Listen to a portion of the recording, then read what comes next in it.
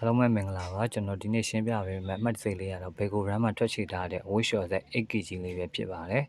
ဒါသူ့ရဲ့အသုံးပြုပုံလေးပေါ့နော်သူကတော့ဒီအလဲကဒီ manual ခလုတ်လေးနဲ့ပဲကိုလိုချင်တဲ့ function ရွေးပေါ့နော်သူအလဲမှာထားလိုက်မှဆိုရင်သူက power ပိတ်ထားတယ်ပေါ့နော်ကိုလိုချင်တဲ့ function လေးတွေရွေးမယ်ဆိုရင်ဘေးလေးကိုရွှေ့လိုက်ပေါ့နော်အပေါ်ဆုံး function လေးက cotton ပေါ့cotton ရှိမယ် cotton eco ရှိမယ်ပေါ့နော်cotton ကတော့ခြေသားကိုလျှော်တာပေါ့နော် function တစ်ခုရွေးလိုက်ဆိုတာနဲ့အပူချိန်နဲ့ RPM နဲ့မိနစ်တရားတော့ခါလဲပါပြီးသား2နာရီ19မိနစ်ကြာမယ်ပေါ့နော်ပြီးတော့အသုံးပြုမယ်ဆိုရင်ဘေးနားမှာဒီstat ဆိုတဲ့ခလုတ်လေးရှိတယ်ပေါ့နော်အကောင်လေးကိုနှိပ်လိုက်ရင်တော့ရပြီနော်ခလုတ်လေးနှိပ်လိုက်ရင်တော့အသုံးပြုလို့ရရပေါ့နော် function ကအထူပါရှိတဲ့တကူလိုချင်လို့ရွေးလို့ရရပေါ့နော်cotton နောက်တစ်ခုက cotton eco ပေါ့နော် cotton eco ကကျခြေသားတွေကို eco ဆိုတာမီးစားတက်တောင်သုံးပေးတာစံတက်ကကျတော့span သားတွေတည်တံ့သုံးတာပေါ့နော် daily expect ကကျတော့သူကကြီးမများဘူးပေါ့နော် kg အပြည့်လဲသုံးကျင်တယ်အဝယ်စားမများသုံးကျင်တယ်ကြီးလဲမများအဝယ်စားရဆိုရင်မိနစ်အနည်းချင်းနဲ့ပေါ့နော်ဒီ daily expect နဲ့သုံးလို့ဆို28မိနစ်ပဲကြာမယ်ပေါ့နော်နောက်တစ်ခုကတော့ miss ပေါ့နော် miss ကကြတော့အဝယ်စားရောပြီးတော့သုံးမယ်အပူချိန်40 RPM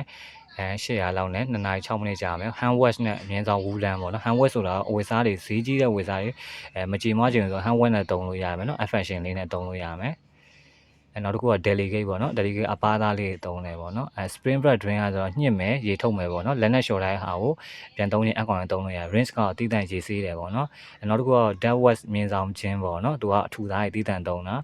အောက်ဒိုးမြင်ဆောင် sport ကကြတော့ sweater တို့ဘာတို့သုံးလို့ရ stain expert ကကြတော့မှင်ဆွန်းတာကိုတွေးဆွန်းတာကိုဆိုရင်အလိုချုပ်ပြီးတော့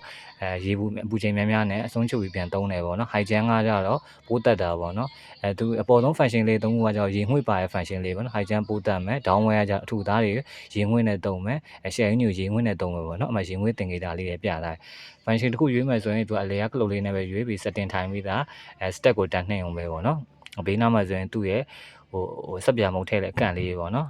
အလဲမှာဆိုရင်သူကအမွှေးစီထည့်တာပေါ့နော်ဒါအမွှေးစီထည့်တာအကန့်ကြီးမှာတော့အရေထည့်လို့ရမယ်အကန့်သေးမှာအမှုတ်ထည့်လို့ရပုံမှန်တော့ main အကန့်ကြီးမှာထည့်ရင်တော့ရပြီပေါ့နော်မင်္ဂလာရှိသောနေ့လေးဖြစ်ပါစေကျေးဇူးပါ